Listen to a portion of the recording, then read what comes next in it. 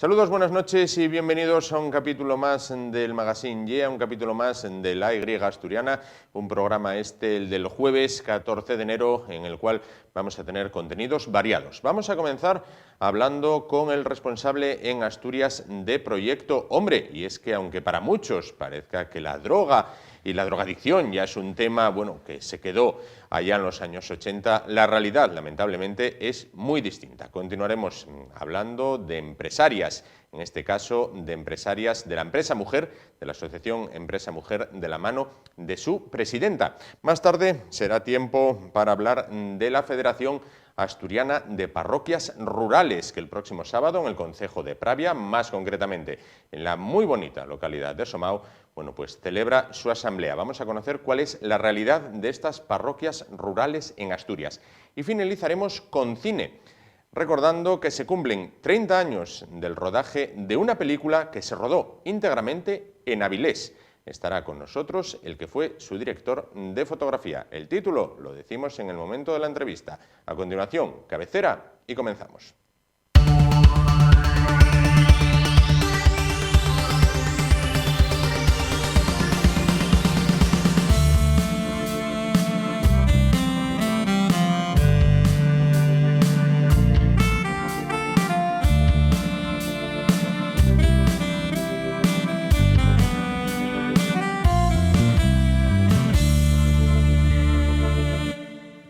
Lo decíamos al inicio, el mundo de la droga no se quedó en los años 80, en aquella época que también se ambienta en películas como El Vaquilla. No se finalizó allí con el mundo de la droga, con la drogadicción, con los drogadictos. Las adicciones continúan entre nosotros, si bien se ha cambiado la sustancia y se han cambiado también los protagonistas. Lo que no cambia, como van a ver a continuación, son los dramas familiares. Para hablar de todo ello se encuentra con nosotros el presidente de Proyecto Hombre en Asturias, Luis Manuel Flórez. ¿Qué tal? Buenas noches. Hola, buenas noches. Pues decíamos, Proyecto Hombre, la entidad de la que usted se ocupa, ha tenido que cambiar, reinventarse porque las adicciones han cambiado. ¿Cuál es la realidad de Proyecto Hombre a día de hoy? Efectivamente, hemos tenido que cambiar. El mundo de la adicción es un mundo muy cambiante. Han tenido que actualizarse. Y hemos tenido hay que ir actualizándose permanentemente si queremos estar próximos al problema y ser una fuente de solución. Hoy, Proyecto Hombre, que en su día empezó fundamentalmente para ayudar a personas con problemas de adicción de la heroína y a sus familias, hoy atendemos no solo a estas personas, que cada vez son menos, claro, sino también a otro tipo de adicciones, como puede ser los derivados del cannabis, como puede ser el alcohol, como puede ser las personas que tienen problemas a la adicción a la cocaína. También tenemos otra serie de programas en colaboración con instituciones, en este caso, por ejemplo, con la Consejería de Salud, donde colaboramos directamente dentro de lo que es el marco del SESPA y salud mental, a personas que están a tratamiento con metadona, claro, etcétera. Es decir, que hemos ido abriendo, las puertas y aplicando la metodología de Proyecto Hombre a las distintos problemas y para distintas respuestas, ¿no? Claro, hay que actualizarse porque la heroína ahora, nos comentaba ya, es residual prácticamente. Sí. Ahora, ¿cuál es el enemigo principal? Bueno, el enemigo principal quizás es la banalización, que no es ninguna droga, claro, la banalización del problema de las adicciones. Ahora, es verdad que en este momento, el alcohol es una sustancia muy consumida, no solo por adultos, también por jóvenes, y en jóvenes esto es un problema serio en cualquiera de las edades, pero en jóvenes quizás lo es más. El tabaco, el cannabis, la cocaína, etcétera. Es decir, que hay toda una... Y también los hipnosedantes, que en este momento, en estos últimos años, claro, están también tomando cierto auge, ¿no?, en el consumo de hipnosedantes. Claro. ¿Ha cambiado también el perfil del toxicómano? Sí, efectivamente han cambiado los hábitos de consumo. Es decir, porque desde aquella imagen ya antigua del heroinómano, inyectándose heroína, sí, etcétera, una imagen muy dura, muy fuerte, hoy día, lo que puede ser esnifar o lo que puede ser una pastilla o tal, bueno, pues da lugar a que pase como muy desapercibido este tipo de consumos, aunque no por eso dejan de ser dañinos y Claro. para la salud y por lo tanto pues que conviene dejar y no. Claro. Pero sí, ha habido cambios importantes. Yo creo que la droga ha llegado, se ha instalado, y estamos conviviendo con ella. Es decir, la droga hoy, el consumo de drogas hoy, diríamos, entre comillas, se ha normalizado.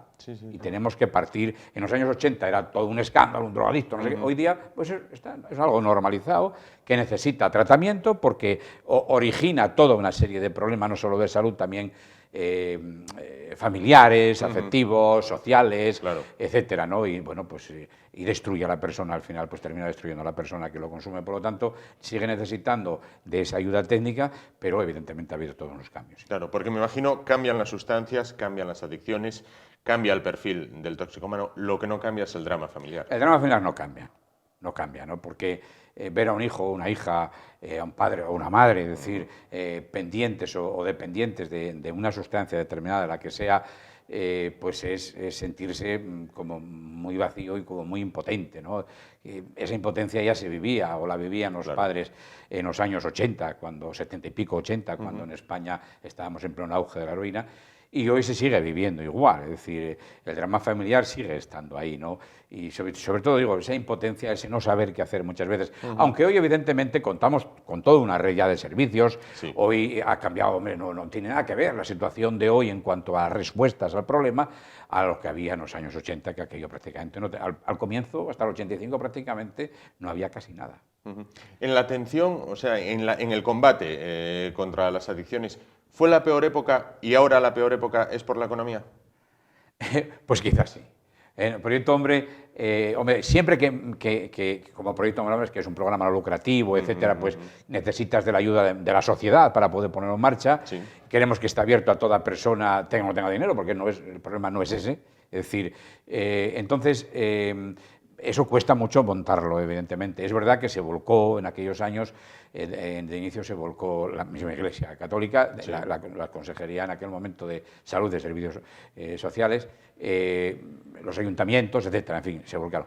Hoy,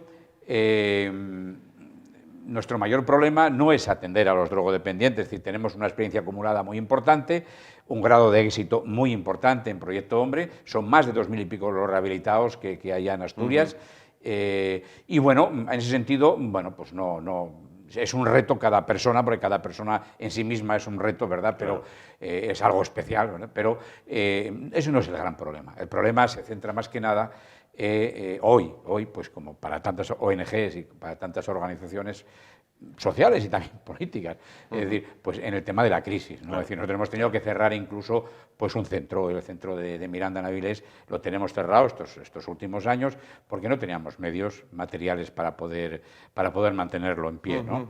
Las aportaciones voluntarias que en Proyecto Hombre hacen los usuarios o sus familias, pues bueno, la curva ha picado, ¿verdad? Sí, hacia claro. abajo, es decir, porque bueno, está todo el mundo pasándolo mal.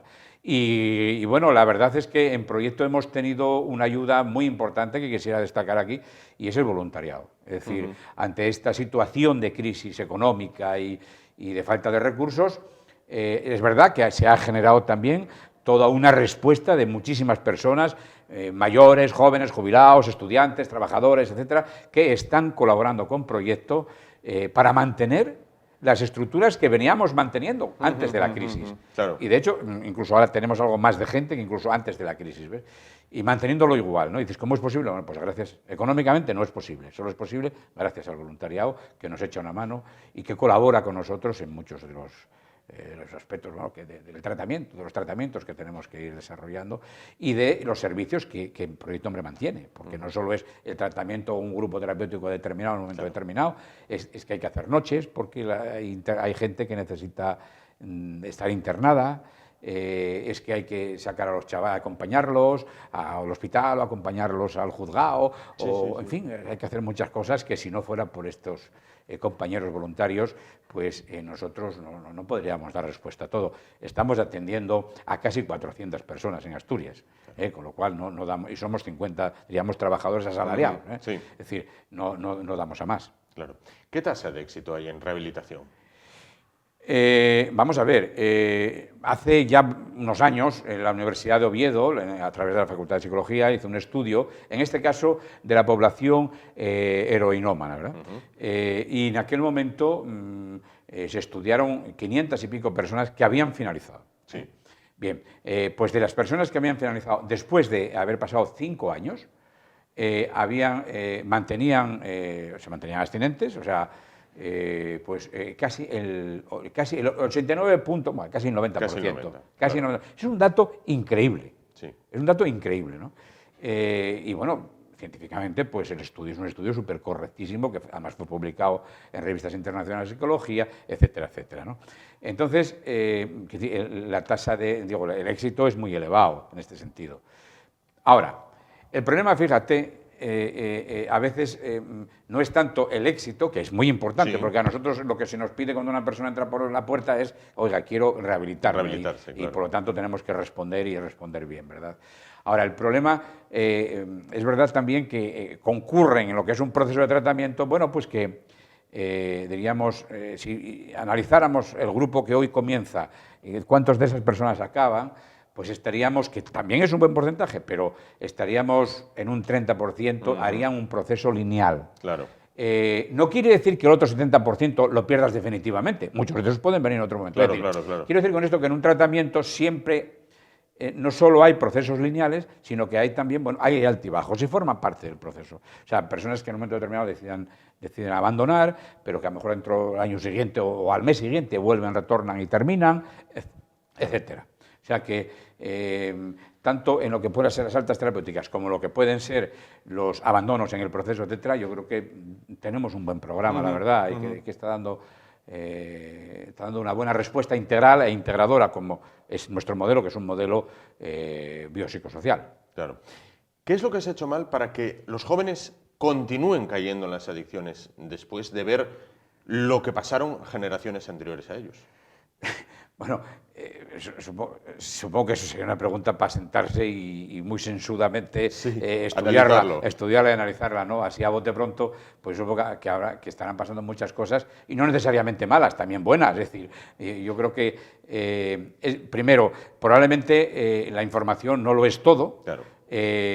Aunque es importante. Pero no lo es todo, porque efectivamente en aquellos años había una falta de información muy importante. Hoy hay esa información en Internet, en las oficinas de los planes municipales de drogas, en el plan regional de drogas, en muchos sitios. Hoy tienes una información de los recursos, de lo que es el consumo, de lo que, en fin, hoy no se puede decir falta información. Información la hay a todos los niveles. También hay desinformación, por ejemplo, en el tema de Internet. Pero bueno, hay de todo un poco. En ese sentido, información en general lo hay.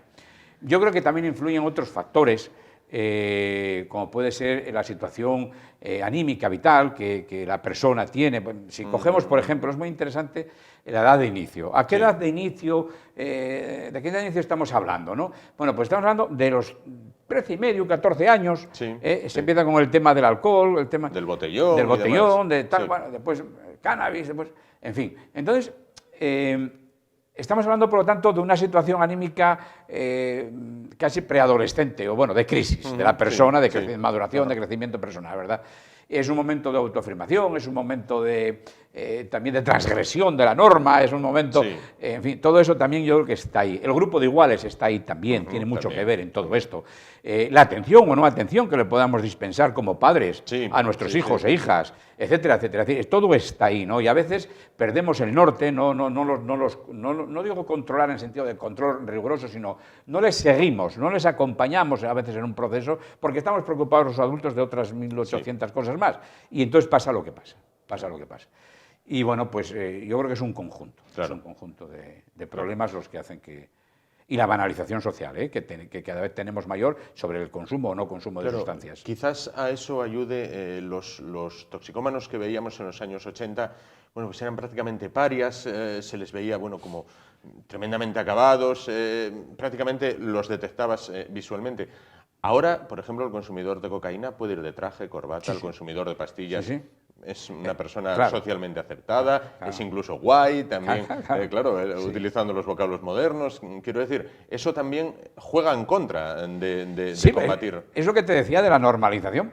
Claro. Es decir, cuando una sociedad ve normal porque banaliza el riesgo, el riesgo que conlleva el consumo, abuso de drogas, pues entonces la prevención cada vez es más difícil. Claro. Cada vez es más difícil prevenir, ¿no? Yo entiendo que hay que prevenir desde la salud, o sea, tiene que estar muy claro que por muy banalizadas que estén las cosas, por mucho que las relativicemos, mira, es evidente, hay evidencia científica de que las sustancias hacen daño, ¿no? Al organismo, al sistema nervioso central, etcétera, etcétera. Es decir, entonces, bueno, pues eso está ahí. Pero, bueno, necesitamos creerlo, ¿eh? Necesitamos creerlo, o necesitan creerlo, ¿no? Claro. Y en sustancias como el cannabis hay quien apuesta por la legalización. ¿Usted cómo lo valora? Bueno, efectivamente hay gente que desde hace muchos años que se viene apostando por la legalización, un colectivo, pro cannabis y demás. Es verdad también que en este momento, pues en Estados Unidos y Uruguay o Paraguay, no me acuerdo ahora muy bien, también se ha legalizado. En Estados Unidos en algunos estados, Sí, no en en todos. algunos estados, sí. No sé si en Washington, bueno, algunos más por ahí. Bueno, entonces, eso está legalizado en algunos sitios. Bueno, vamos a ver cuál es el resultado de eso. Vamos a ver cuál es el resultado. Yo entiendo que sobre todo lo que sí creo que más que legalizar o no legalizar sería bueno tener un debate. No es un problema de mayorías o minorías. Yo creo que es un problema de búsqueda de lo mejor, de búsqueda de la salud para la sociedad. Yo creo que desde ahí es donde tenemos que analizar, legalizar o no legalizar una sustancia como el cannabis, ¿no? Se habla del cannabis como uso terapéutico. Bueno, una medida en que sirva y recetada por un médico, controlada por un médico. Bueno, posiblemente. Yo, mi opinión personal, pero muy personal, probablemente, igual me equivoco totalmente, no lo sé, yo no sé, me da que a medio plazo esto va, probablemente se legalizará, no lo sé, pero ciertamente sería una pena que bien se legalice o no se legalice, pero sin análisis, sin realmente sentarse en una mesa y poder discutir, poder hablar, claro, en búsqueda de la verdad, no en búsqueda de mi interés o del interés económico o del interés partidista de no sé qué historia o de la imagen de no sé cuánto, no. Buscar la verdad y buscar la verdad desde la salud, que es lo que realmente nos debe de preocupar a un gobierno y a una sociedad. ¿Mantienen ustedes centros abiertos aquí en Asturias, en Gijón, en Candás, en Oviedo, en Mieres? Nos comentaba que bueno, el Davilés está por el momento cerrado a espera de financiación. Nos comentaba bueno, el papel importantísimo que juegan los voluntarios, pero hay que hablar precisamente del dinero, de la financiación. Sí. Bueno, ¿esa financiación llegará para volver a abrir el centro de Avilés? Bueno, nosotros... Dicen los que entienden que parece que se va superando la crisis, poquito a poco. Sí, pero de qué que llegue a nosotros, claro, todavía va a llover, abajo, todavía va a llover y si acaso nevar, mira tú. Sí. No, vamos a ver, nosotros, ya digo, somos un programa no lucrativo, por lo tanto que necesita del apoyo de la sociedad, porque digamos, no cobramos por esto, ¿no? Entonces, y sin embargo, pues el costo, el presupuesto de proyecto hombre anual es, mira, para este año en concreto 2,2 millones de euros, es decir, que es un montante muy importante. Bueno, un 50% hay que decir que lo cubre el Principado de Asturias a través de la Consejería de Salud, ¿no? Y Servicios Sanitarios. Bueno, bien, después hay una parte también importante, hasta casi un 75% del presupuesto, pues que lo cubre pues lo que posee el ente público local. Sí. En este caso, pues Ayuntamiento de Oviedo, Ayuntamiento de Gijón, otros ayuntamientos, Candás, en fin, Siero, Mieres. Y después ahí te queda pues casi un 25, un 30% de arréglate como puedas. Claro. Y el arréglate como puedas, pues en el arréglate como puedas está pues las aportaciones voluntarias que hacen los usuarios o sus familias. Claro. Y eso, bueno, eso si tuviéramos aquí la gráfica veríamos que es descendente desde hace varios años. Lo que nos comentabas. Claro, la crisis es así, ¿no? Y entonces, bueno, en ese sentido estamos muy apretados económicamente, ¿no?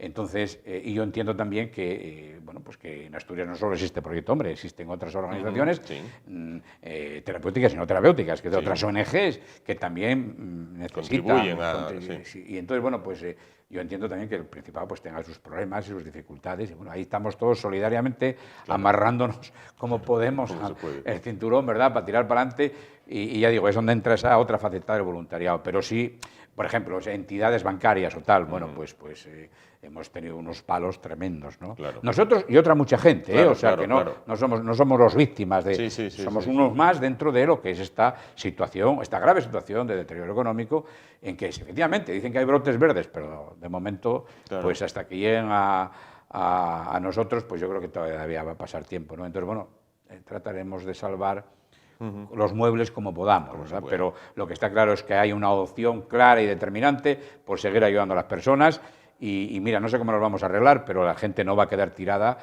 porque Proyecto Hombre tenga menos dinero, es decir, vamos a hacer todo lo posible porque la gente, pues si quiere rehabilitarse, tiene derecho a ello, aparte de eso, y aparte no solo que tenga derecho, sino que solidariamente nosotros nos vamos a comprometer a ayudarles en ese derecho que tienen, ¿no? Claro. Para finalizar, la Cara y la Cruz. Por una parte, la Cara, bueno, pues son una entidad muy reconocida en Asturias y querida. Bueno, ahí están los galardones que han recibido, la medalla de plata del Principado, distintas también medallas en ayuntamientos asturianos. Y la Cruz, nos comentaba usted antes, cuando echa la vista atrás y ve la gente que se quedó por el camino, ¿no? Gente con una juventud truncada, unas vidas maravillosas y que se quedaron allí. Sí, claro. De pena. Es decir, cuando tú ves a una persona que lucha, que sufre, que ríe pero también llora, que tiene rabia, que tiene ganas de salirse de su situación de dependencia y lo consigue, y que después de 1 año, 2 años, pues, o menos, pues su vida queda truncada, en este caso sobre todo por el tema del SIDA, estoy hablando sobre todo en aquellos años duros, terribles, de los años 90 hasta el 2000, hoy día, gracias a Dios, pues ya los retrovirales pues han cronificado de algún modo la enfermedad y ya es otro cantar, pero mucha gente se nos ha ido, gente espléndida, gente fenomenal, que ya digo, que fueron capaces de salirse de la adicción, de restablecer o de reiniciar toda una vida y que, bueno, pues que por desgracia y por mala suerte, pues su naturaleza no dio para más y se nos quedó en el camino. Esa es una parte dolorosa de la cruz que tú dices, ¿no? A esa cruz, todas las cruces tienen como el vertical más el horizontal, o sea, varios 2 palos por lo menos. Y bueno, el otro palo pues sería, bueno, personas que empezaron y que a lo mejor pues no acabaron, y que algunas de ellas pues terminaron también muriendo a lo mejor de sobredosis y tal.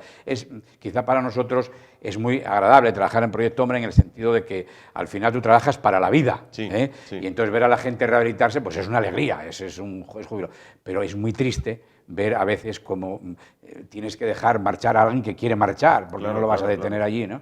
Ni a secuestrar, evidentemente. Entonces, dejarle marchar o dejarla marchar y pensar que en cualquier momento a lo mejor esta persona pues podía morirse o podía tal, ¿no? En cualquier caso, aunque no llegara a esos extremos, volvería, sabíamos seguro que volvería al mundo de la adicción y que eso no iba a ser bueno para ella. Bueno, ese mundillo es el que te diríamos por dentro, te conmueve, te hace resituarte también ante el problema como un problema complejo, profundamente humano, que tú tienes que comprender, que aunque te duela que esa persona salga, si mañana viene, le das un abrazo, ¿no? Y te alegras, te alegras porque dices, qué bien, ¿no? Yo a veces vas por los centros, ¿no? Y te encuentras con personas que ya han estado y que a lo mejor han recaído y han vuelto. Ya, entonces, mira, Flor, ojo, ya ves, recaí y tal. Digo, vale, esa es la parte tonta. Claro, pero la buena es que me lo estás contando aquí, macho. Mientras que estés aquí. Claro, estás aquí, anímate y ahora termínalo y no vuelvas a caer. La gran noticia es que estás aquí, no que has recaído. La noticia es que estás aquí, ¿no? Y entonces eso es lo bonito. Estamos en un programa terriblemente humano, ¿no? Y en ese sentido somos privilegiados. Desde luego somos privilegiados de poder tratar directamente con las personas y de caminar por la misma baldosa que caminan ellas, a veces llorando, a veces abrazados, a veces riéndonos o a veces riñendo, ¿no? Porque como es la vida, eso es lo más grande que nos puede pasar, ¿no? Como es sin duda el día a día. Pues Luis Manuel Flórez, presidente de Proyecto Hombre en Asturias, muchísimas gracias por estar esta noche con nosotros, bueno, pues por poner sobre la mesa lo que es la realidad a día de hoy de Proyecto Hombre y por alertar que la droga y sus fatales consecuencias no finalizaron en los 80 ni en los 90, sino que están ahí y muy presentes y devastando vidas y devastando familias. Muchísimas gracias por estar esta noche con nosotros. Gracias, Juan. Nosotros nos vamos ahora a publicidad, tan solo 1 o 2 minutos, volvemos con más temas de su interés. Hasta ahora. Bueno, pues está.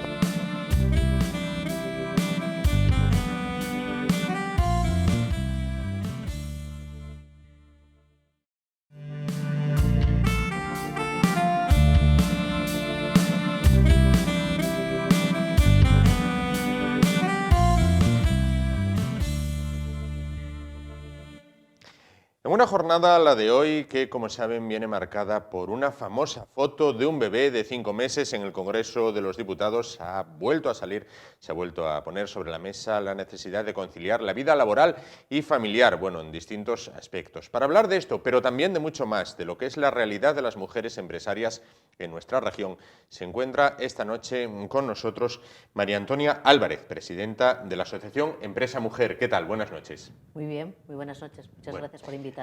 Nada, las gracias hay que dárselas a usted por venir, bueno, con la premura de tiempo que la invitamos, ¿no? Bueno, lo primero queremos conocer qué es la Asociación Empresa Mujer. Bueno, pues la Asociación Empresa Mujer es un grupo de mujeres empresarias, profesionales y directivas que tenemos un único objetivo. En realidad tenemos un gran objetivo, que es dar visibilidad al trabajo de la mujer en el mundo de la empresa. Ajá. Ese es el gran objetivo. ¿Se consigue o no se consigue? Poco a poco, pero cuesta, ¿eh? Cuesta muchísimo hacerlo. Claro.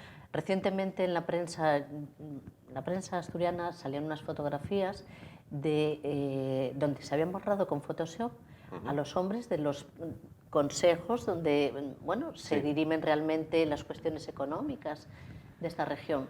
Y prácticamente había una, dos mujeres, no había ninguna. Claro. Pero la realidad no es esa, la realidad de nuestra vida no es esa. Tú sales a la calle y te encuentras con hombres y con mujeres. Sí, sí, es cierto. Entonces, cierto, claro. ¿Cuántas empresas y empresarias agrupa la Asociación Empresa Mujer en Asturias? pues mira, te voy a decir empresarias, porque empresas hay más. Empresarias somos alrededor de 200. Lo Buen que pasa número. es que hay muchas mujeres, un porcentaje alto de mujeres, que son socias en más de una empresa. Claro, Son titulares claro. en más de una empresa. Claro.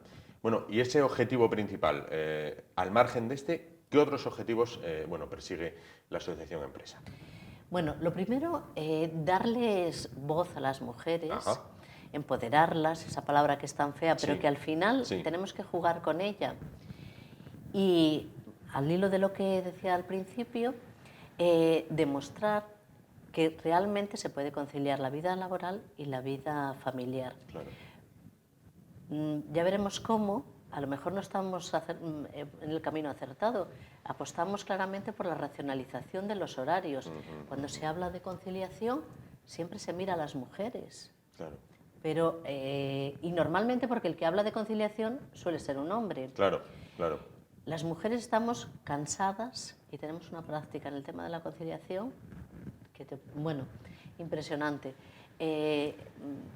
Cuando se habla de ello, habría que mirar al hombre y hablar de corresponsabilidad. Aquí no es me quito yo el problema para pasártelo a ti. Claro. Habrá que compartirlo. Claro, habrá que compartir la tarea, ¿no? Sin duda. Bueno, citaba usted la conciliación de la vida laboral y familiar. ¿Se llevaría usted a su hijo al trabajo? A ver, yo tengo 2 hijos y me los he llevado al trabajo, pero no los he expuesto. Y si me los llevé al trabajo fue porque no tenía otro sitio donde dejarlos. Claro. En momentos puntuales, pues que al final tienes que trabajar y no tienes con quién dejarlos. ¿Cómo valora esta imagen que hoy ha sido prácticamente portada en todos los medios de una diputada en el Congreso, bueno, con el bebé de 5 meses, bueno, porque dijo que había que conciliar?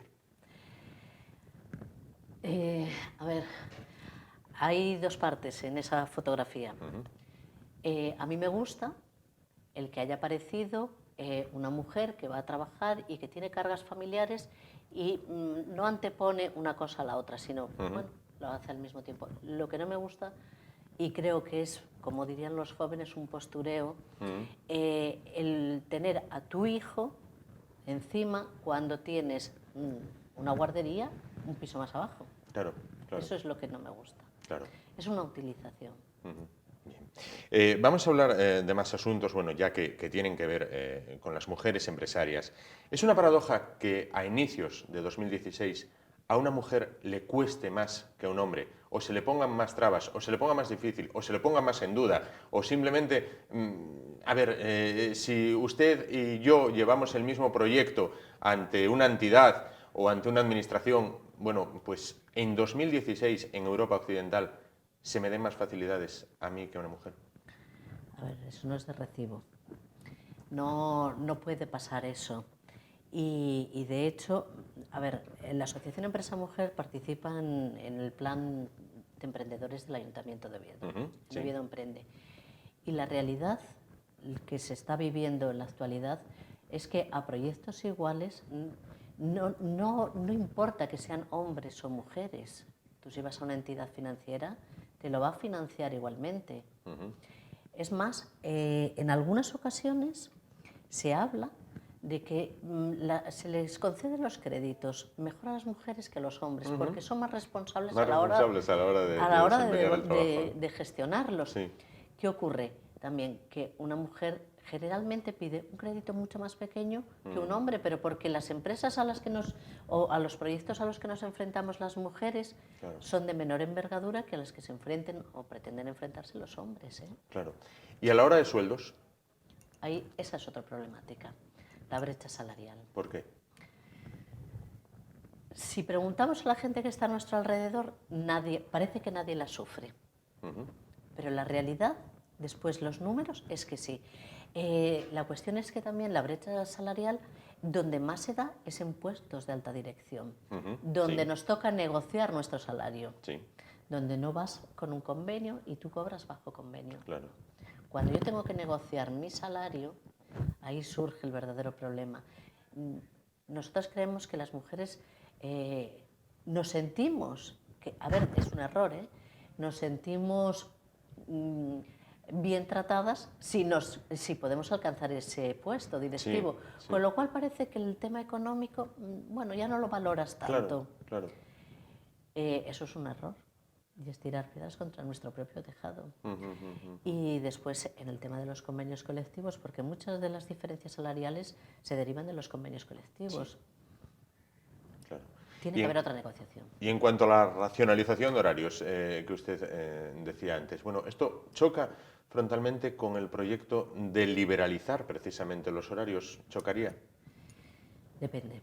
A ver, lo que está claro, hay muchos puestos de trabajo que hay que trabajar a partir de las 5 de la tarde, hay que hacer noches, hay que hacer guardias, pero hay otros puestos de trabajo que yo ahora lo estaba pensando aquí fuera.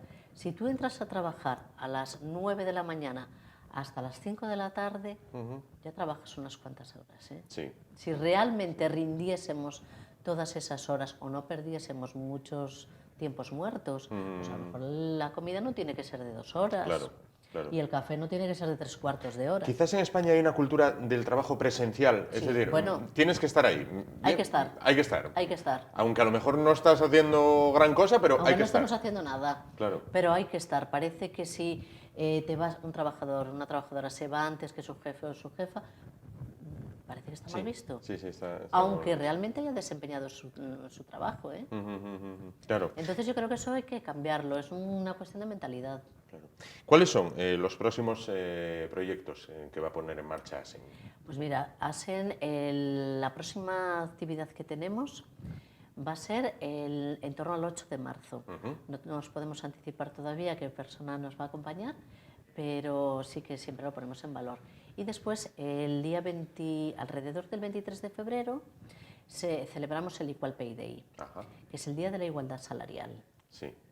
Entonces, ese día viene marcado por todos los gobiernos, eso lo marcan ellos, que son los días de más que trabajan, o de menos, que trabajan las mujeres para llegar al salario de los hombres. ¿Están cuantificados? Sí, los cuantifican todos los años. Y, por ejemplo, que se recuerde de años anteriores. El año pasado yo creo que fue el día 23 de febrero.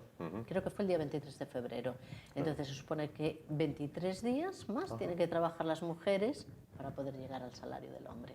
Madre mía, no lo sabía. Mira, es un dato a tener en cuenta.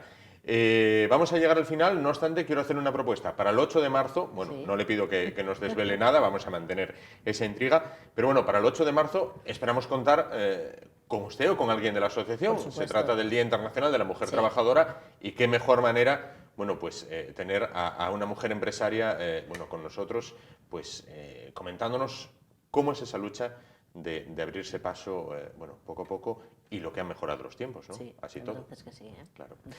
Pues María Antonia Álvarez, presidenta de la Asociación Empresa Mujer, muchísimas gracias por estar con nosotros esta noche, bueno, por acompañarnos, por acercarnos lo que es la asociación que usted preside, con 200 empresarias afiliadas de todos los sectores, también hay que Y recalcarlo. repartidas por toda la geografía asturiana. Exactamente, repartidas por toda la geografía asturiana. Muchísimas gracias y quedamos emplazados, si no es antes, para el 8 de marzo, bueno, pues para poder mantener una nueva entrevista. Muchas Pues muy bien, gracias. muchas gracias. Y nosotros nos vamos ahora a publicidad, pero nada, tan solo 1 o 2 minutos y volvemos para hablar del campo en Asturias. Hasta ahora.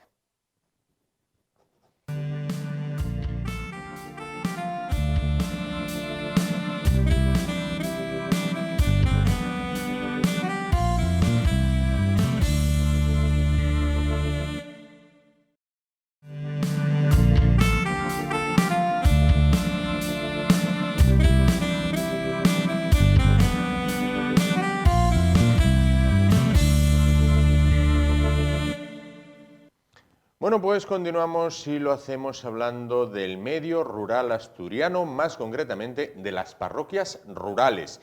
Esto que a mucha gente ni le sonará, pero tiene su importancia y mucha. Para hablar de ello se encuentra con nosotros José Manuel García del Valle, secretario de la Federación Asturiana de Parroquias Rurales. ¿Qué tal? Buenas noches. Buenas noches. Bueno, pues tiene su importancia y hay que ponerlo en relevancia porque el próximo sábado, 16 de enero, en Somao, un pueblo de los más bonitos de Asturias, se celebra la Asamblea General de la Federación de Parroquias Rurales. ¿Estoy en lo cierto? Sí, eso sí. Estoy en lo cierto en las dos cosas, en que se celebra y en que Somao es uno de los pueblos más bonitos. Hombre, por descontado, porque precisamente yo también soy de Somao y siempre presumo de ser uno de los pueblos más bonitos de Asturias. Efectivamente, a ver si un año ya por fin le dan el galardón de pueblo ejemplar. Llevamos años intentándolo, Claro. pero no se consigue. Algún año caerá, algún año caerá. Y en cuanto a la celebración de la Asamblea, sí es cierto que vamos a celebrar la Asamblea allí, porque celebramos los 15 años de la Constitución de la Federación y precisamente fue en Somao donde nació nuestra federación. Claro. Entonces, un poco como homenaje al pueblo, como homenaje a la gente en aquel momento, presidenta y vocales de la Junta de Somao, pues llevamos esta conmemoración precisamente a Somao en concreto este sábado. ¿Cuál es la realidad que presentan a día de hoy, a inicios de 2016, las parroquias rurales en Asturias? Hombre, en principio somos todavía las grandes desconocidas. Normalmente se nos sigue todavía confundiendo como que somos un tipo de entidades eclesiásticas, cosa que no es cierto. Sí es cierto que este tipo de entidades, que fueron administrativas en su momento, nacieron al amparo de las iglesias, ya, pero claro, estamos hablando del siglo XV, pero a partir de ahí ya tuvieron una consistencia y de alguna forma ya más municipalista que eclesiástica. Eclesiástica hoy nosotros ya no tenemos nada que ver con la iglesia, sino que somos entidades locales menores, inferiores al municipio, entidades con responsabilidades como cualquier ayuntamiento, pero con unas salvedades muy claras. En principio, que ninguno de los presidentes y vocales de estas entidades cobran por ejercer su función. Lo cual debería servir de ejemplo a muchos. En este momento en que el gobierno en el 2013 quiso desaparecer a este tipo de entidades, no solamente en Asturias, sino a nivel de todo el Estado, que hay 3.725 entidades, argumentando que eso repercutía en la economía de la nación, cuando no era cierto, puesto que la economía, estas entidades no generan gastos de personal. Claro.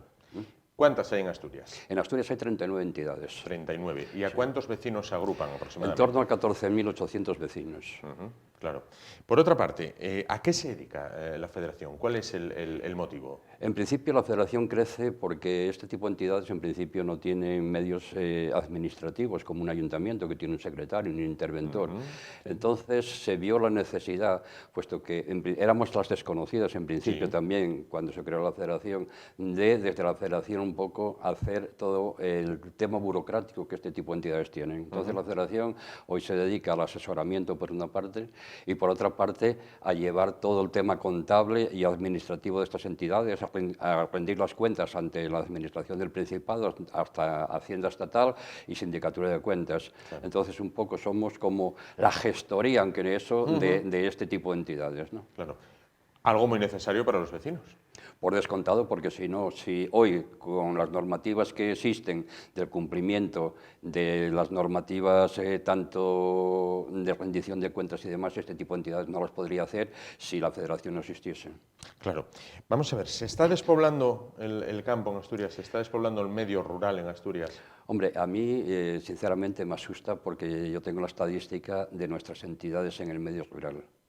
Hoy, en principio, cuando se creó la Federación hace 15 años, teníamos aproximadamente 38.000 habitantes en nuestras entidades locales. Sí.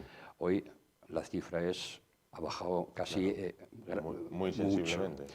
¿Qué pasa con esto? Que bueno, que con eso conlleva, en principio, que la mayoría de la gente que está, sobre todo en la media y alta montaña, que es donde más tipos de entidades existen, la población es mayor de 65 años.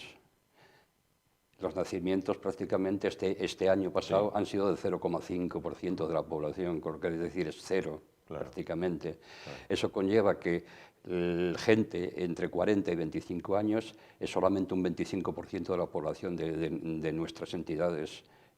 Eso es decir, tenemos un medio rural tremendamente envejecido. Totalmente, y eso para precisamente el sector primario asturiano, eso es un desastre. Y esa misma media que la podemos aplicar al resto de Asturias.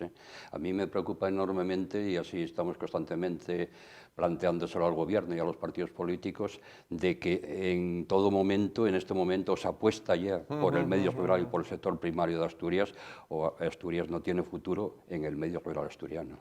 Claro. ¿Y hay alguna política en marcha para repoblar el campo asturiano, para rejuvenecerlo de algún modo, algunas ayudas para el establecimiento de parejas jóvenes en el mismo? Es imposible prácticamente hoy que la juventud vaya al medio rural. Primero, para hoy crear una ganadería se necesitan muchos euros, porque hay que, como mínimo, para que subsista una familia en el medio rural, tiene que tener 25 o 30 cabezas de ganado. Sí. Eso conlleva, en principio, tiene que tener una vivienda. Sí.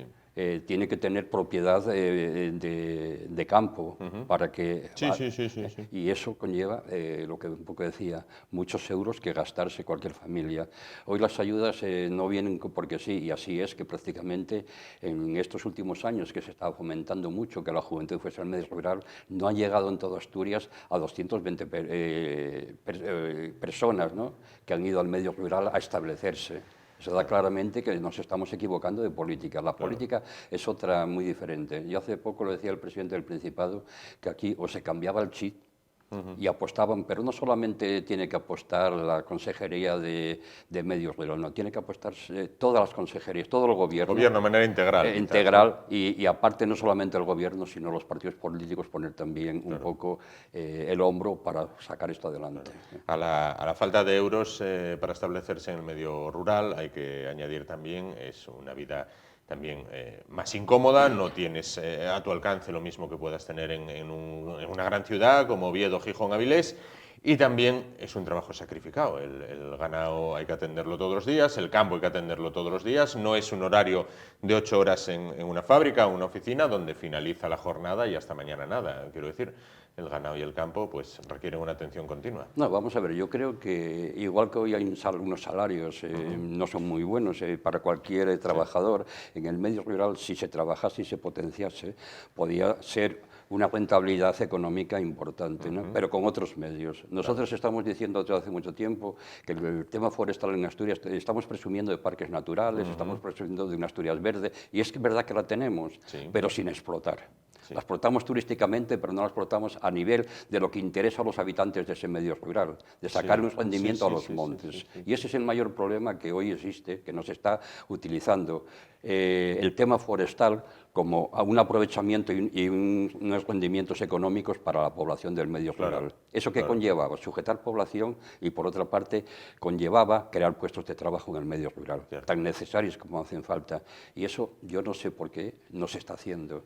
Estos días día salía, ayer o antes de ayer, salía Rodríguez Vigil en la prensa, precisamente diciendo que los montes están mal aprovechados precisamente por la administración del Principado, cosa curiosa. A mí me extraña que una persona del PSOE, habiendo sido presidente también, en este momento, lo que en aquel momento ya le estábamos diciendo, que ahora mismo lo haga como suyo, pero que se debería de aplicar, y como no se aplique, malo. Claro. Vamos a hablar también, ¿cuál es la importancia de las parroquias rurales en el municipalismo? Vamos a ver, yo creo que las parroquias rurales son la historia del municipalismo en Asturias. Existen documentos del siglo XV donde ya este tipo de entidades existían. Está, por ejemplo, un tema muy curioso que es en la zona de Teberga, el Privilegio, donde 3 parroquias rurales, que era La Focella, Fresnedo y Páramo, les habían concedido ya un privilegio donde había cárcel, donde tenían, de alguna forma, el rey les había dado una serie de cualidades para que subsistiese este tipo de entidades. En Pravia y Cudillero, que muy bien conocen, sin embargo Muros no, porque claro, antes Muros no estaba integrado en Pravia, no eso, pues existía la época del rey Silo, que es de donde viene un poco que el feudalismo en aquel momento dio unos privilegios a una serie de entidades, y en Pravia hay 10 parroquias rurales, y en Cudillero 8, que es un núcleo importante de las 39 que hay en Asturias. Un bastión importante, un buen número. Entonces viene un poco de ahí, y claramente la política antiguamente se hacía, sobre todo como muchos de estos pueblos están muy alejados de los núcleos de población importantes, lo que se hacía eran las políticas del concejo abierto. Había una persona que se elegía entre los vecinos y se decidían a la salida de misa, normalmente el famoso tesio con el altar, donde allí se reunían los vecinos y decidían la política a seguir en el pueblo. Pues de ahí viene un poco lo que era el municipalismo, pero ese municipalismo de participación directa, lo que hoy un poco programa Podemos, pero que ya hace muchísimos años que en nuestras parroquias se llevaba utilizando, que era el concejo abierto. Claro, no han inventado nada nuevo, sin duda.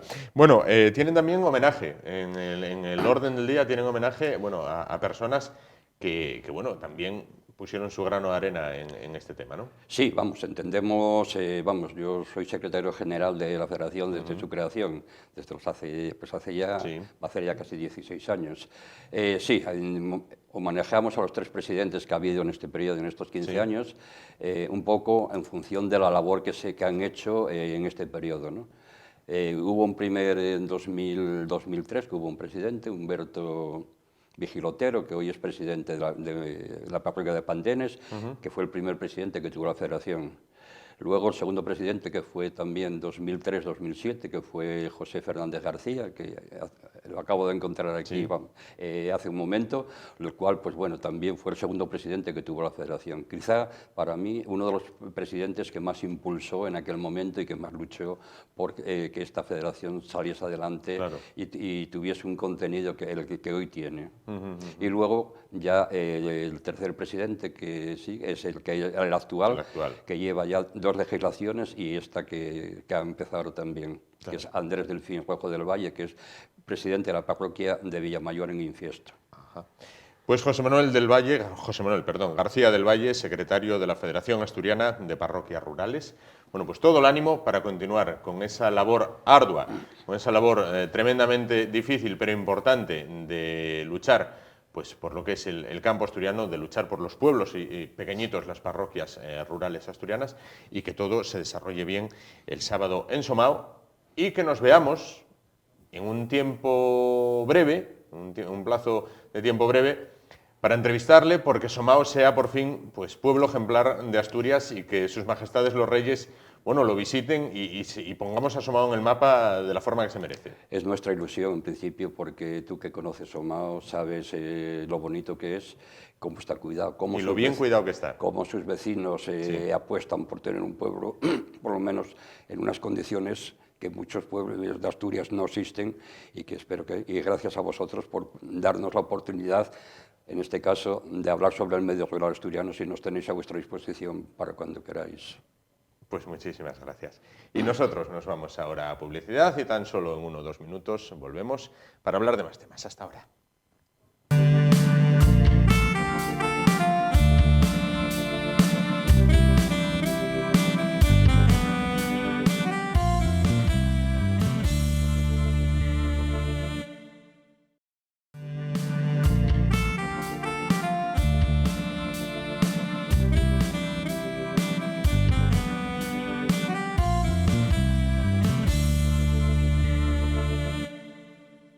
Bueno, pues continuamos a vuelta de publicidad, vamos ya con lo que es la recta final del espacio de este jueves y vamos a hablar de cine, no de cine comercial del de la cartelera actual, no, vamos a viajar un poquito en el tiempo, vamos a irnos 30 años atrás y vamos a hablar de una película que se rodó, bueno, pues en Avilés y su comarca, una película que llevaba por título El vivo retrato. Y para hablar de la misma, bueno, pues se encuentra con nosotros el que fue su guionista y productor, Fran Vaquero. ¿Qué tal? Buenas noches. Hola, buenas noches. Bueno, pues, ¿cómo surge la idea de llevar adelante El vivo retrato?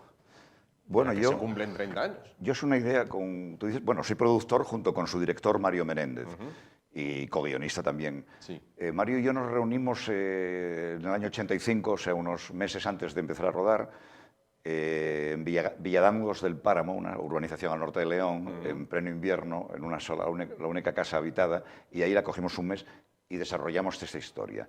Esta historia empieza... de hecho, teníamos varios guiones en marcha y fuimos tirando por este porque fue el que más nos fue saliendo. Sí. Mario y yo colaborábamos muy bien en este sentido. Sí. Iba como un poco al 50%, tirabas un poco, tirabas y iba saliendo, construyendo una historia. Entonces, antes habíamos hecho un cortometraje que se llamaba La cigüeña bondadosa, que era una tienda donde se fabricaban niños, bueno, una historia fantástica de ciencia ficción muy, muy extraña. Bueno, nosotros no tiramos precisamente de ahí, aunque la gente piensa que hicimos del corto lo hicimos un largo. No, fue todo lo contrario. Empezamos hablando de una historia de contrabandistas, de genes, de no sé qué, y nos dimos cuenta de, hombre, estamos casi metiendo el corto. Sí, y de hecho el negocio que montan lo llamamos La cigüeña bondadosa, como haciendo un poco de homenaje a nuestro propio corto, ¿no? Entonces, después de esa reunión en aquel páramo leonés, pues volvimos aquí y con la inestimable ayuda de nuestro amigo Francisco Orejas, Kiko, que es la tercer pata del guión, él le dio más forma, él tenía mucho más talento literario que nosotros y nos ayudó bastante en este sentido y construimos un guión muy bonito, del que luego salió la película. Conseguimos financiación del Ministerio de Cultura. En aquellos momentos se daban unas subvenciones anticipadas, que creo que vuelven ahora, no sé, o sea, del Ministerio de Cultura de Madrid, de la Consejería de Cultura del Gobierno del Principado y del Ayuntamiento de Avilés, en lo que nos pudieron ayudar, que fue bastante. O sea, con esa financiación más unos créditos que pedimos Mario y yo, que estuvimos 10 años después pagándolos. Sí. Sí. O sea, con todo esto conseguimos empezar a rodar en el tiempo previsto, acabarla en el tiempo previsto, o sea, en 6 meses de rodaje, con un equipo maravilloso, donde estaba el director de fotografía, Javier Salmones, que llegó precisamente, lo conocí en el rodaje y luego tuvimos una gran amistad, seguimos teniendo. La música por Pablo Millar, que ha hecho una banda sonora. Bueno, no sigo hablando de los técnicos porque escaparía alguno, pero bueno, quiero decir que había una gente con mucho talento, rodamos en el tiempo previsto e hicimos la película que quisimos hacer, aunque luego no tuviese el éxito de taquilla que se esperaba. De hecho, alguien nos preguntaba en aquel entonces, bueno, es que no ha tenido éxito de taquilla. Y bueno, pues vaya putada, ¿no? Porque ¿qué más quisiéramos? Claro. Pero, sin embargo, tampoco hicimos una película. Yo, si quiero hacer una película en el 86 para romper la taquilla, hubiese contratado a Pajares y a Esteso. Claro. Quiero decir, no íbamos de eso, íbamos a contar nuestra historia. Claro. Que ¿Cuál era la historia? ¿Cuál era la sinopsis de esta película? Hombre, te contaba, era una especie de fantasía sobre unos contrabandistas asturianos pescan, literalmente, del mar a un científico alemán que viene... La película empieza en un flashback desde el 2000, no sé, alguien cuenta la historia de sus antepasados. Sí. Y la historia empieza a contarla en finales de la Segunda Guerra Mundial, a los años 40, cuando estos científicos alemanes llegan con unos estudios hechos sobre genética, naufragan en las costas asturianas, unos contrabandistas, con uno de ellos entablan amistad y crean un negocio de fabricar niños a la medida. Que era un Paul Newman. Claro. Entonces estos se encargaban. Hay una tapadera con la iglesia, el arzobispo, no sé qué, que luego se descubre todo el pastel, porque engañan a unos y a otros, ¿no? Claro. Hasta que tienen que escapar por pies. Más o menos esta es la historia, en un poco en clave de comedia. Y ahora estamos viendo imágenes. Imágenes es Victoria Vera y Andrea Spritwitz, que es el científico alemán, y ella es una prostituta que había vivido claramente de una casa putes de al lado de donde están ellos, y que había vivido en Alemania y por esto la ligan porque habla alemán para traducirle Claro, al otro, que no saben nada. claro. Me imagino que de aquella contar con Victoria Vera, que era un icono, bueno, pues era prácticamente un lujo. Bueno, la verdad, bueno, Victoria está muy bien, a mí me parece una muy buena actriz. Ella, sí, como dices, efectivamente venía con un aura así no sé, de páginas del Interview casi, ¿no? De un símbolo sexual de la época. Sí. Sin embargo, cuando llegó a Avilés para incorporarse al rodaje, venía de hacer Las amargas lágrimas de Petra von Kant, que es en el teatro en Madrid, o sea, que es una obra fuerte, o sea, tampoco era ninguna tontita enseñando tetas, ¿no? Claro, Entiéndeme, ¿no? Hablando. Entonces, nosotros teníamos al principio, nuestra idea del casting era Mercedes San Pietro, que era amiga nuestra, tal, y hubiese dado físicamente el personaje mejor, porque ten en cuenta que yo al principio hace de mujer y en la segunda parte de hombre, de su hijo. Y Victoria es un poco muy bonita. Sí. La otra tiene cara más para hacerlo de hombre. Sí, sí. Entonces no pudo hacerlo Mercedes San Pietro porque tenía compromisos con otro rodaje y tal, y a ella le apetecía mucho. Sí. Y entonces mandamos el guión a varias, no sé, me acuerdo ahora, a Carmen Maura, ¿no? Asunta Sernan, de aquella. Y Victoria era, las demás tenían compromisos laborales. Claro. Y Victoria entonces contestó, me encanta el guión, estoy ahí el día que me digáis. Y en cierto modo nos salvó la vida de empezar a rodar, porque esto fue nos pasó la crisis esta con la otra, nos pasó como una semana antes, está todo el equipo llana. Claro. Y nos salvó la vida, digo, en el sentido de tener un nombre comercial para la cartelera. Claro. Y aquella Victoria Vera tenía un nombre. Sí. Y luego está muy bien en la película. Yo creo que hace el personaje bien. Sí. Y nosotros quedamos muy satisfechos con ella. Claro. ¿Y por qué en Avilés? ¿Por qué se rodó en Avilés y comarca? Bueno, Mario y yo vivíamos allí. Bueno, este no es el motivo. Bueno, cuando localizas algo y va de contrabandista... Bueno, de hecho, la película empieza en una cala que se llama el Molín del Puerto, cerca de Peñas. Luego, claro, en Avilés para nosotros había que ambientar en años 40, años 50, un poquitín haciendo historia. La película es un poco histórica y a nivel de vestuario y de localizaciones. En Avilés hay muchos sitios que ya conoces, que es muy fácil. Sí. Y sobre todo muchos interiores, aprovechando el Conservatorio de Música, el propio ayuntamiento, donde hay salas que son antiguas, por decir, porque no hay que decorar mucho. Claro. Eso nos venía muy cómodo estando y tener todo el equipo en el mismo hotel, que era un montón de gente. Y Avilés era, digamos, el centro. Luego rodamos por toda la comarca, por los exteriores siempre, en la aldea, según lo que pasase. Sí, claro. ¿Y cómo era rodar con Mario Menéndez? Bueno, Mario era un dictador, esto, quiero decir que un director de cine es un dictador, es un hombre y lo digo en el buen sentido. Por otra parte, era una persona muy amable, muy dictador, lo digo para matizarlo un poco, no voy a ser que fuera de contexto se me entienda mal, que era un hombre que tenía las ideas muy claras y arrastraba. Él venía de dirigir un grupo de teatro y yo venía de la fotografía, o sea que hicimos un buen tándem al principio. Claro. O sea, para construir los guiones, y de hecho dirigíamos las películas a medias. Él controlaba los actores y yo la cámara y la iluminación y todo. Hasta que llegamos en el largometraje, decidimos, no, eso lo dirige uno solo y el mejor es, lógicamente, con mucho más talento que yo, debería de ser él para dirigir. Es una película muy coral, hay un montón de actores. Entonces, él era eso. Toda la gente que habla de él opina que era una persona que te enganchaba, que se apoderaba de ti. Era muy...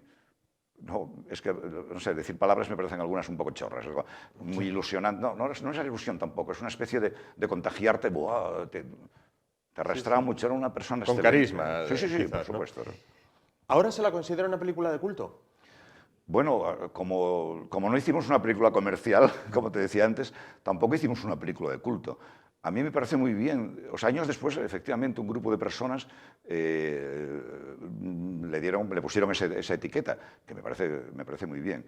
Quiero decir que cuando haces una película que a ti te gusta, estás satisfecho con el resultado, lo que más quieres luego es que guste a más gente. Claro. Luego que tenga un éxito de taquilla, que le den premios, no sé, eso es lo que quiere todo el mundo. Claro. Ahora que la primera medalla o el primer premio que consigues es hacer lo que tú quisiste hacer y como tal. Claro. Luego, años más tarde, alguien la define como película de culto. Vamos, yo no soy creyente, yo no tengo películas de culto, pero entiendo y me parece muy bien. O sea, les agradezco mucho que haya gente que dice, no sé lo que han visto en ella, pero me halaga, ¿no? Claro. Pero no te puedo decir sin embargo, más. la película, ¿por qué no triunfó en taquilla? No lo sé, ya te digo, pues no lo sé. Son cosas que el cine español le pasa esto, de repente la tontería más tonta tiene un boca a boca, un éxito y tal. Y esta película igual era muy raro. Hablo por otras personas, o por críticos, o por el director de la Filmoteca Asturiana, Juan Boni, Juan Bonifacio Lorenzo, obviamente, siempre comenta que esa película se adelantó mucho a los tiempos, que hablamos de cosas muy... Eso lo digo en boca de otros. Ustedes a su tiempo, hablando de material genético, que bueno, ahora... Pues dices, bueno, hablo ahora en el 2015, 2016 de ello, y qué bien, pero de aquella en el 86 quizás fueron adelantados a... Sí, bueno, tenga en cuenta que ya años antes, en el 79, hablamos ya de la cigüeña bondadosa. También. No, pero yo pienso que después de la oveja Dolly y todo aquello, hay un antes y un después de la genética, no digo a nivel científico, por supuesto, seguirá estudiando, sino a nivel popular de la gente. Dice, ¿cómo que se hace un niño? Tal? Igual la película era un poco rara.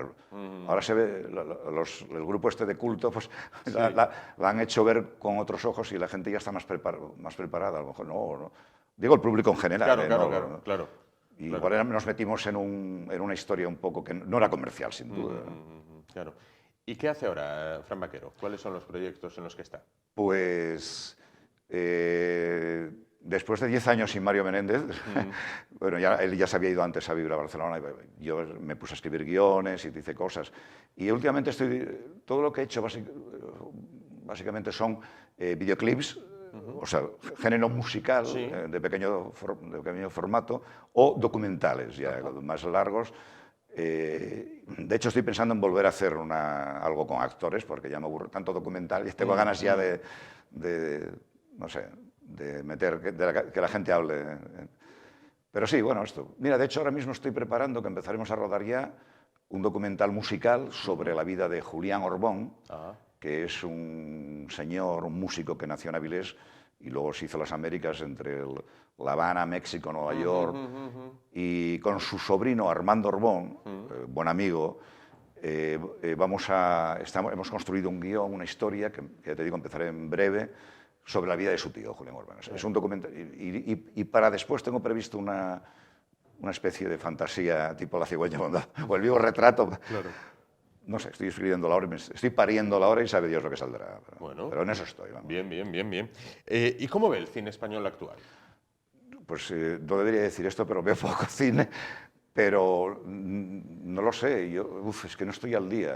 Pero el cine español siempre ha tenido yo pienso que de siempre, sus partes, sus pajares y excesos, que ahora sería Torrente, o sus cosas bien, pero en cualquier caso siempre hay mucho talento, hay gente que va renovándose, van saliendo nuevas cosas, bien, no sé, veo poco, y no digo, o sea, animo a la gente que vaya a verlo, por Dios. Claro. Es así como se hace haciendo taquillas, como se puede conseguir Claro. Y por otra parte, esto ya es una duda que siempre tuve, ¿no? Bueno, ¿por qué el cine español nunca trata temas históricos? Es decir, tenemos un país con una historia tremendamente fecunda y, sin embargo, las películas españolas, temas históricos, no. Sí, es verdad. No, España como esos dos países, no a nivel europeo, sino a nivel internacional, que tiene una historia buena. Yo pienso que puede ser un problema de presupuesto. Cuando te metes en películas históricas requiere una financiación muy fuerte. Sí. Y así como España tiene una gran historia, tiene una cinematografía, o sea, unas ayudas al cine muy pequeñas, muy escasas. Sí. Que se podían animar los que tienen el dinero a ponerlo un poco por ahí, ¿no? Entonces igual se podrían hacer. Pero sí, es verdad, es curioso que no se hacen muchas películas históricas, o por lo menos porque, no sé, antes comentábamos, El Cid Campeador es una película hecha por Samuel Bronston, que teniendo la productora en Madrid, sin embargo, es financiación de fuera. Claro, tiene que ser alguien que tenga ese nivel, que pueda poner un Charlton Heston, una Sofía Loren, imagínate ahora, pero todo eso requiere financiación, y en España estamos como para hacer, no sé, cosas íntimas. Sí, de otra Creo temática. Que es esto el mayor problema, un problema de dinero. Claro, de otra temática, sin duda. Volviendo al vivo retrato, bueno, esta película, bueno, rodada en Avilés y comarca, con ese protagonismo que decíamos de Victoria Vera, bueno, si ahora la tuviera que rehacer, readaptaría de algún modo alguna de las partes, porque se llegó a decir incluso que había salido a consecuencia de los niños del Brasil, se trataba también el tema de los clones, Ya, claro. en este caso. Bueno, nada que ver con este asunto. No, como ya te conté, salió pariendo Mario y yo aquella historia Con el corto. de bandidos, de contrabandistas asturianos y científicos alemanes y putas, ¿no? Ese ambiente, ese cóctel de personajes extraños. Bueno, extraños no. Pero, y luego metimos la cigüeña y tal, y fue saliendo por ahí. Lo de los niños del Brasil fue una cosa recurrente de la época porque era el antecedente más, Sí. que de hecho no sé si lo utilizó la distribuidora Lauren Films como algo, no lo sé, pero claro, es que hablar de genes, lo que decíamos Claro, antes también. claro. Quizás adelantarse un poquito en el tiempo. Quisiera también que me hablara de un documental que realizó sobre Campanal. Ajá. Bueno, pues uno de los deportistas, bueno, quizás más olvidados en Asturias. Sí, sí, sí. Bueno, Campanal he de decir que es mi tío, es hermano de mi madre. Sí. Con lo cual hay gente que al principio me decía, ¿cómo haces una película sobre fútbol tú que no tienes ni idea? Correcto. Es más, yo creo que la única vez que entré en el Molinón fue a ver a Tina Turner. No, en serio, no tengo nada en contra del fútbol, por Dios. Pero sin embargo sí que a mi tío sí lo conozco, y desde muy crío, y sé el personaje que es. Y en cualquier caso yo no hablo en la película de fútbol. Para eso está Matías Prats o Vicente Claro. del Bosque, una serie de personajes que he fichado para que hablasen de para esto. que hablaran de ello. Pero me gustó el personaje porque, digo, lo conozco desde crío. Claro. Y Marcelo, bien dices en que podía tener un reconocimiento mucho mayor al haber tenido esa proyección internacional tan... Claro, en otros tiempos. De hecho, yo para hacer la película y alimentarla con imágenes de archivo, me las vi. Claro. Porque conseguí un par de nodos. De la época. Pero ahora mismo, si quieres hacer una película sobre Casillas o tal, pues material, imagínate, ¿no? Hombre, cualquier, dije, me salió primero. sí. Todos los partidos están grabados. Claro. De mi tío Marcelo Campanal, pues, era... Claro, ahí está la cosa, qué pena que no haya imagen de archivo, Claro. Pelé, Garrincha, todos aquellos, ¿no? Sí, lógico. Pues Fran Vaquero, guionista y productor, bueno, una de las alma mater de lo que fue El Vivo Retrato. Muchísimas gracias por acompañarnos esta noche, por acercarnos lo que fue esa primera película rodada en Avilés y comarca, bueno, y por traernos ese viaje en el tiempo, esos 30 años de lo que es esta película. Que prometo verla, vamos a ver, porque me habló de ella mi compañero Rafa Balbuena, me habló usted de ella también, y bueno, vamos a ver si es posible la visualización. Pues espero que te haya gustado tanto como a nosotros haberla hecho y Por supuesto. de eso se trataba. Por supuesto. Muchas gracias a vosotros por haberme traído aquí también. Nada, por Dios, muchísimas Buenas noches. gracias. Y nosotros, con el cine, llegamos al final del espacio de hoy, recordándoles que mañana viernes volveremos con de nuevo temas que sean de su interés, aunque bueno, ya saben, al tratarse de viernes, bueno, pues vamos a hacer el contenido, bueno, pues de otra manera. Gracias por su atención, gracias por estar ahí y muy buenas noches.